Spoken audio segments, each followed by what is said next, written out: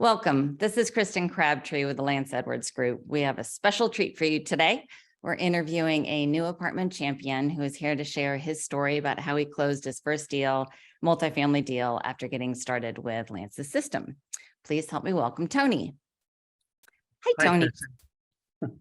Hi. Hi. Okay, as I usually do, I'm going to start by going through the survey that we gave to you just to give people an overview of your deal. So it was a 2-unit apartment. You did have real estate experience prior to this, and we'll talk about that. I love your answer to what got you started in real estate. You said Monopoly. So I'm assuming that's the board game. It is kind of fun. Your profit strategy was a rehab and hold. It did need some remodeling. It's located in St. Louis, Missouri, and you're in Gig Harbor, Washington. You didn't put any of your own money into the deal. You used a hard money lender. As I mentioned, the property needs work, but you've already either have or forecasted $50,000 in equity and $500 a month positive cash flow after the rehab. Does that sound like the right recap? That's the deal. Okay, perfect. All right. So let's get into more of the interesting stuff about you and about the deal. Before we get started, share with me a little bit about you and your personal and professional background. Okay. I have a business partner, Angela, and you may have just seen her fly by in the background.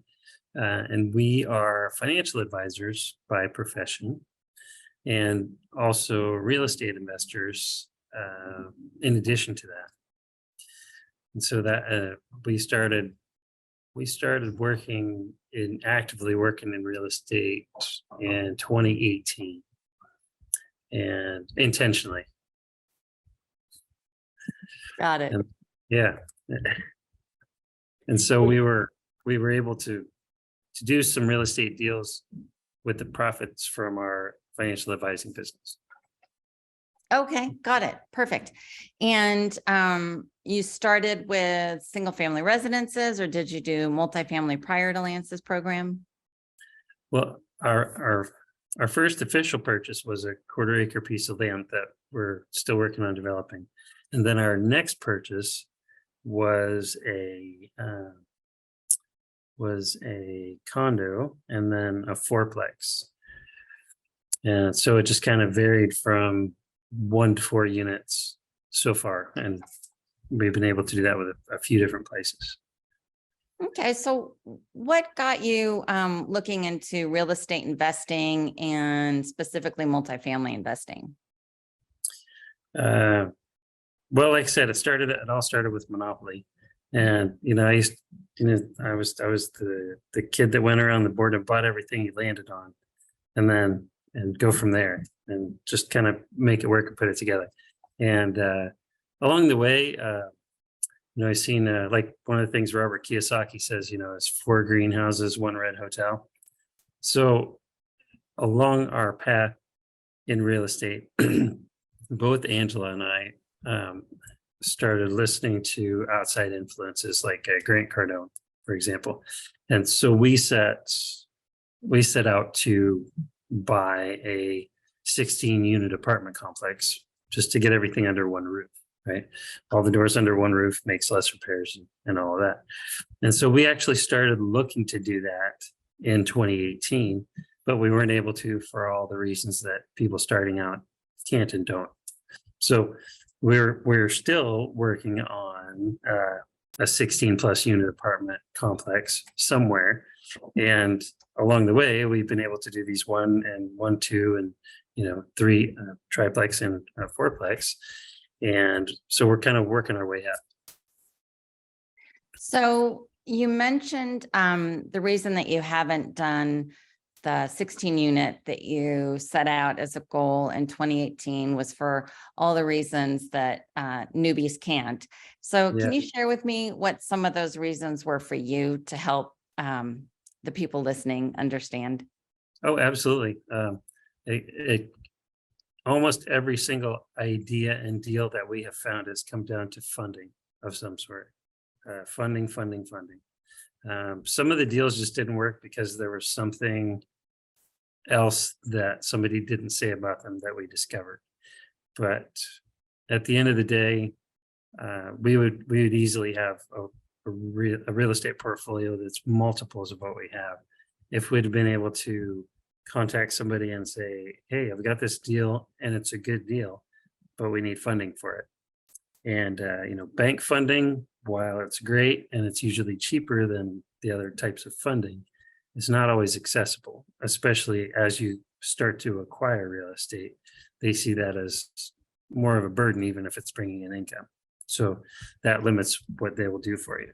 So if we were able to tap into an infinite supply of money, even at higher costs, we would have a much larger portfolio by now.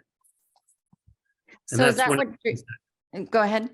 That was one of the things that interested me about Lance's proposals. And we've heard several proposals along the way. I'll just call them that. And looked into them and even done some courses, and paid money for this and that. And some of them have been helpful, but when it came down to it, it wasn't accessible. And and it wasn't just because of a deal, it's because they wanted us to spend more money to be able to access their money. And So how have you found, you said that you looked at a lot of different proposals or systems before you worked with Lance. So what was it about Lance's that made you say, okay, this is one that I want to look at? well, a lot of it was the 3-day boot camp that you had to pay for up front. And, and we don't mind paying for things up front, because you have skin in the game. Spending a lot of money up front, or paying a little bit to go to a presentation and then spending a lot of money to do a training is, we have found not to be helpful. So this 3-day boot camp, and then and all of the guarantees that go with it, the money back and the deals, doing the deals with Lance potentially, and submitting your first deal and getting refunds.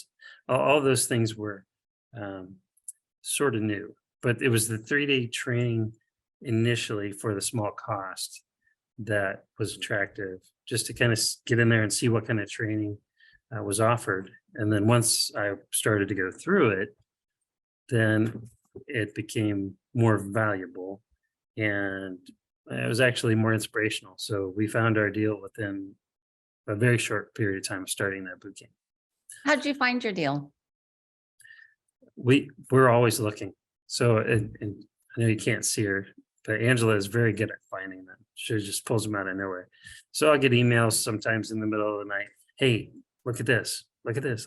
And so, like I said, though, along the way, the things we've been able to pick up are the funding we've been able to put together and some of our own. But the other good deals we've had to pass on because we couldn't find somebody to fund it. And so that was part of the training that intrigued and inspired me, was that if we put all the numbers into the doable deal generator, I renamed it Does a Deal Pencil. And if you put up everything in there and everything comes up green, and then we can forward it over to Lance and then get funding for it. I thought, okay, so we'll give it a shot. So it was very appealing, and so far it's worked out pretty well. That's great. Yeah. So you've talked about funding deals, problems with that, so forth. What was your financial situation before 2018 when you started investing? How has it changed? And what are your goals going ahead in the future? Well, to take over the world, of course. No. So we were, I will say, we're starting our own financial firm after leaving another firm. And we were literally starting over. So there was very little business, very little funds coming through that. And so it was a challenge to start with the real estate then. And that was one of the reasons. And then getting funding, if you have a new business, is very, very difficult, if not impossible. And we were able to find a few people who were willing to do hard money loans for us. And that's how we started our real estate empire. When there was a a really good run up of prices, and I won't call it a balloon because we'll only know that if it's, after the fact. And then state rules changing because of the COVID-19 thing and all of that, we decided to sell about half of our portfolio because we wanted to make sure that we were able to support what we kept and not get run over by things changing. And so our financial situation has greatly improved and in that respect. And we have a good credit history from it. We have a good rental history, and we also have a good track record in terms of profits, buying and holding, rehabbing, those sorts of things. We have and even developing new land. We have some experience with all of that. So honestly, as much work as we've done in the last 5 years, it feels like we're just getting started. So going into, like I say, going into the future, buying a 16-unit apartment complex is still part of the big picture plan. And then who knows from there. Everybody needs a place to live. So we want to be able to provide that. That's part of our mission. So does that answer your question? Yeah. So you mentioned selling things. So the things that you sold, were those some of the things that you mentioned, the condo, the fourplex, the half acre? And if so, what do you have right now? Well, we sold 2 condos because we ended up buying another condo in that same complex. And we bought and sold a triplex and a fourplex. And we picked up 3 other single family homes. We have about 7 pieces of land or so. And let's see what else. I know I'm forgetting something, but So the things that you told me at the beginning of our interview, those were just the first 3 things that you started with. Is that? yeah. And Okay. we still have that little piece of land. Oh, and we actually have 5 other rentals in St. Louis already. Okay. Gotcha. Okay, cool. Thanks for clarifying Off to a that. good start. Yeah. Yeah. So, in what ways are you hoping that real estate investing will change your life? My goal is to be wealthy, and Angela's also, if she were here, she'd share that with you. Our goal is to be wealthy, meaning we have enough passive income coming in that on any given day when you wake up, all of your expenses are paid and you can live the life that you want. And real estate's going to be a big part of that. It's already become a big part of that. So if we don't have to go to work and we get to provide people with a place to live and they get to support our lifestyle, that's a win for everybody. Not to mention it's really good on taxes. Absolutely. Yeah. So you've mentioned funding as an obstacle. Are there other obstacles that you faced when you got started or that you're facing now? Let me think about that. I'm accessing the database. Really, most of our issues have all come back to funding of some sort. The ones that we haven't passed on, well, we've passed on some because they weren't as good a deal as was proposed. We passed on some of those because of that. Yeah, really, it's just been accessibility of funds. Okay, so since you've hit that hurdle several times, it sounds like a dozen maybe. Why have you stuck with it when you've been hitting those hurdles? Because it's worth doing. Can you elaborate on that? Sure. In order to get where we want to go, this is one of the most stable, most efficient ways to do it. And so, for example, some of the places that we bought over the last 5 years, their value has increased enough to where if the housing market drops 50% over the next year, we still have positive equity in all of them. And then, of course, it will likely come back up like it typically does and always has eventually. And so holding on to those is the equity, holding on to the equity in our portfolio is part of building assets, and that's part of generating wealth, but also generating cash flow and revenue from those and getting the tax breaks that go with it, are that's what's going to feed you, because we'll always have expenses. It's always going to cost something to live. And as long as something else is paying for those, then that's a win. And if you can add your work in addition to that and what you make from your work, then that's just that's an extra bonus. But that's more the foundation of our wealth creation. So it sounds to me like you're the kind of guy that has written goals and dreams, specific dreams in your head. Am I right about that? Sort of. Sort of. Okay. You're mostly right. I have them written down in my head. Okay. Yeah. Can you share with us what some of those, your ultimate dreams, the big things that you're grabbing for, that the whys that keep you going? What are those? Yeah, I sure can. Like I said, everybody needs a place to live, and we want to be able to provide that at a decent price, not an overinflated, market rate price necessarily. But we don't want to sell ourselves short either. That way, everybody wins in the situation. In doing so, we want to own enough properties that can cover themselves and cover our expenses.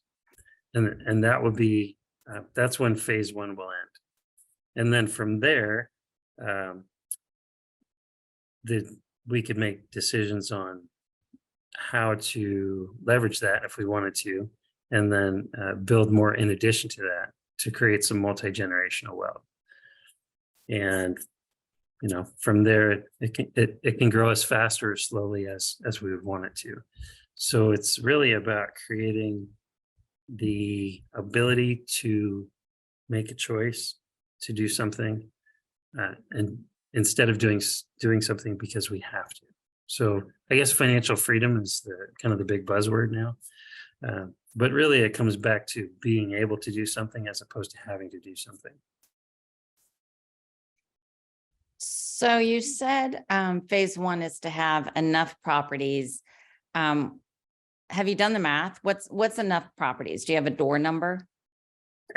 Well, the doable deal generator is actually helping with that. 100 doors would cover it. Whatever mix that comes in. Yeah. And you referred to that as phase one. How would you describe phase two? Phase two would be kind of circling back, reevaluating everything, and then determining from there what and where we would want to keep. And if it's keeping it all, then what states are those in and how are the rules changing? Because the rules in Washington state are a lot different than the rules in, say, Missouri or Indiana. As far as favoring landlords or tenants. And we don't want to over-own in a state that is not landlord friendly, because that can end up working against you, and it destabilizes your position, or would destabilize our position. So it'd be reevaluating whether or not to sell some of those, to refinance, to harvest some of the equity, and then put that back into whichever building and or buildings we decided to, or to acquire more and then build up from there. Okay. And you referred to financial freedom, as it is sort of a catchphrase right now. Yeah. How would you define that for you? I know you said something sort of general, about being able to do, what you want when you want, kind of thing. Is there more to that, more specifics? Running the numbers with what's going on with the inflation and watching it kind of play out over the last few years, my number would be $10 million in assets, and that would fund everything that it would cost to pay for it, and it would fund my current lifestyle with family, and then also provide some investments or money for investments on the side of that. so that they could grow alongside it. So that when I actually do get old, then, then I'll be taken care of that way. So that's what I'm working toward. Cool. And how has investing in real estate impacted other areas of your life? Well, it's kind of funny you should ask, because we have encountered some other hurdles along the way in terms of bad contractors, and mostly people who don't do what they say they're going to do, right? And we all encountered those at some point in our lives, but doing the real estate deals that we've done has really taught us, I think, to look more closely at the deal before stepping into the deal, taking the next step. And so in my life personally, it's caused me to pause a little bit, because sometimes I have a tendency to jump into things rather quickly. And it's often a lot harder and more expensive to get out of something than it is to jump into it. So that's one big way that it's helped me, is in the evaluation process.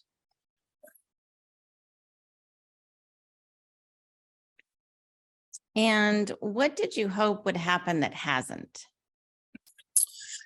Well, I I had hoped that we would have a 16 unit plus unit apartment complex by now.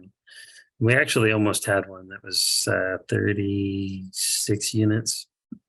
It was a really sweet deal, but we couldn't get the funding to close the deal. And so everything that we saw vision wise that could happen with that deal has actually come to pass with the people that have bought it. So in a way, it's kind of the one that got away thing. That's something that, I wish would have happened by now, or we had been able to make happen then. And so that's another part of the reason that having access to the funding that Lance's program and boot camp training, that's why it was so attractive to us, was, that was available. So. And you've referred to the 16 unit touchstone over and over. Why 16 unit? Is there a reason for that? There is. And the reason is because when we first discovered Grant Cardone, it was because it started because Grant said so, right? I'll say it that way. And but when we went through he went through and we followed the map that he was doing, it made sense from an efficiency perspective. And so that's kind of it's not our minimum, obviously, because we've got onesies, twosies, and had foursies, but it would be a really good apartment minimum, just because of the repair costs, upkeep, maintenance, property management. They only have to go to one place, and it's got 16 doors done, and it provides enough cash flow to pay for itself, and then to start funding another project later on. So, yeah, efficiency. Got it. Okay. Yeah. And what has happened that has surprised you?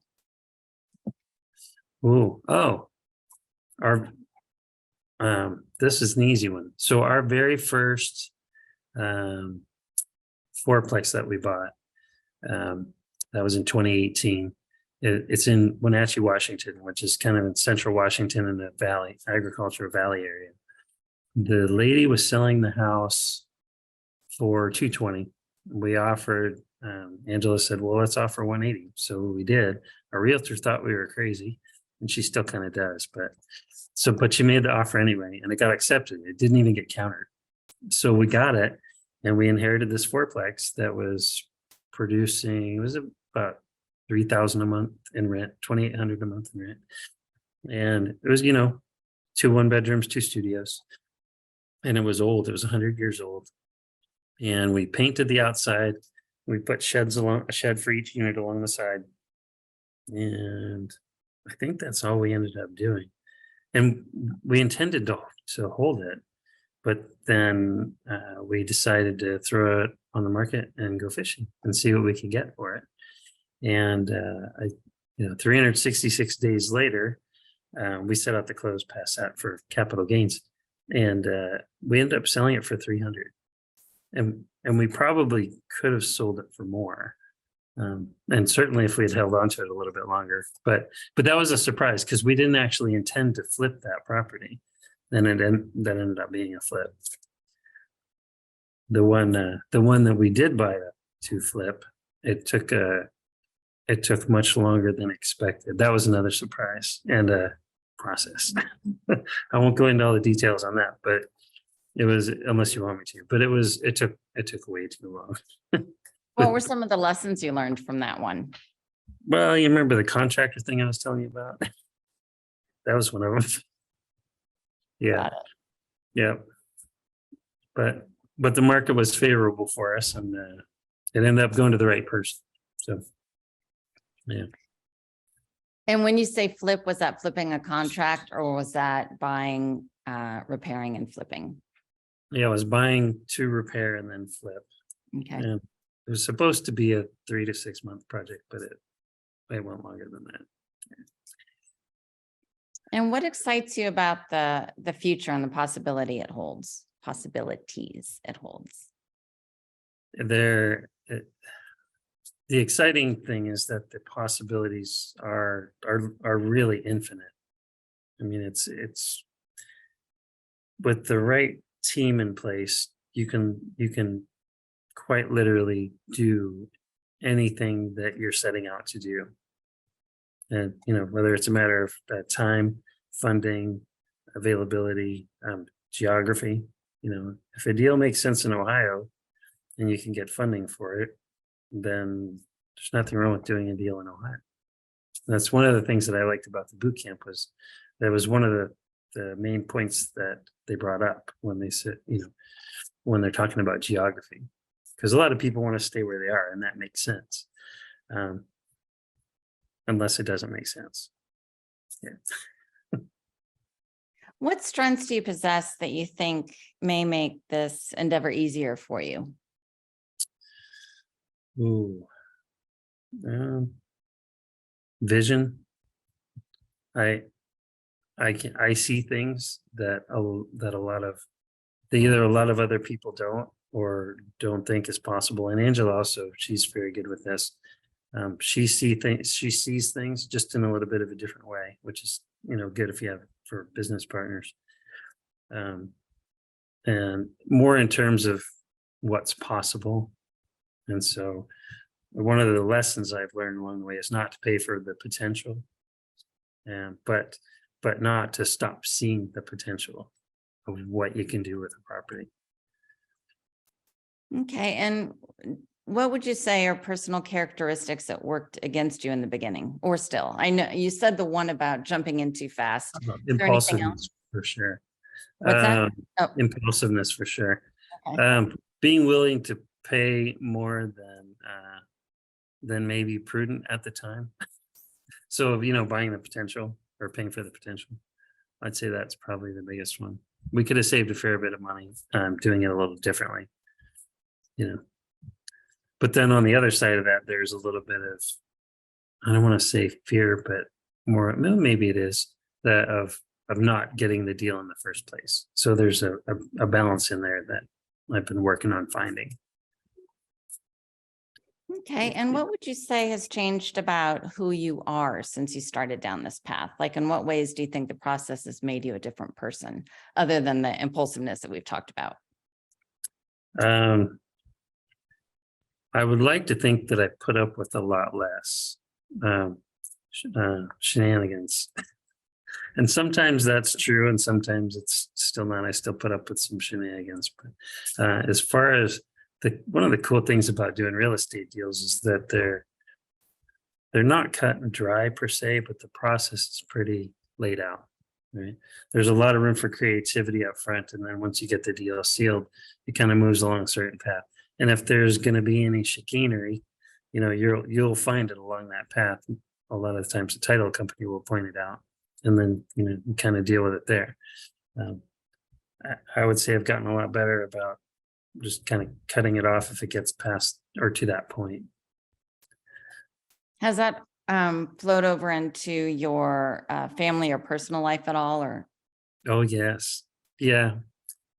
I have I have a wife and 3 daughters. And I think if you ask them that question, they would probably say I'm a bit of a different person than I was 5 years ago in that respect.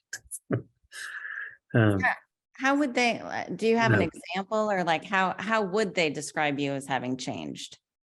I think they'd probably say I'm a bit more business minded than sensitive to all the needs around me. I'll just say it that way, you know.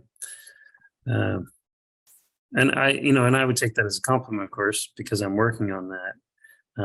And they may or may not think so now, but later on, they may see that as a strong benefit. But you know, actually, a couple of them have already mentioned that they would like to be a little more business-like in that respect too, and they ask me for advice along those lines now more, which is good. Yeah. Great. Did you discover anything about yourself that surprised you? Ooh. Well, that's a good question. Um, I think a lot, from, like I said, playing Monopoly as a kid, it seemed a lot easier then. But, in a lot of respects, it's easier to play with paper money, but realizing that it's all just paper money and where it comes from, where it goes, it seems like it shouldn't be a big realization. And I wouldn't, maybe not realization, but having the ability to shuffle around large sums of money is not something that we ever did when I was, growing up in our family. So I never actually got to see anybody do that. So that's kind of a big surprise, being able to do that. So yeah. Fantastic. So what advice do you have to offer to others? Get started as soon as you can. Yeah, that's what I would say. You know, I was in the Navy for 6 years. I went in when I was 17 and I got out when I was 23. And at some point in there, here's another influence for you. His name's Carlton Sheets. You probably heard of him. He used to do the tapes and videos on buying houses with no money down. And that was very interesting to me. And so I watched a bunch and listened a bunch, but I never actually pulled the trigger on buying a house. And I thought it was too complicated. I didn't have the money, etc. Went through a divorce. But I had an idea because I was living in Bremerton, Washington, and Tacoma, Washington. And there are colleges in both towns. And I had this thought that if I bought a rental just about every year, that would be a really good thing. But I didn't follow through on it. And as I look back now, almost 30 years, if I had done that, even through all the ups and downs of the markets and the housing markets and all that other stuff, I'd be telling you what retired life is like, instead of, that we're kind of just getting started, getting close to finishing phase one, right? Yeah, we'd be having a different discussion, and the background would probably be the ocean in a very warm place. So my advice would be to get started now, even if that's just pulling up Craigslist to find an owner contract property or something. Okay. Is there anything you want to add? Oh no, unless there's something else you want to know. All right. So with Lance Edwards, this is Kristen Crabtree. Please join us again when we interview our next department champion. If you'd like to learn how to be our next department champion, please call our office at 281-667-3638. You're only one deal away.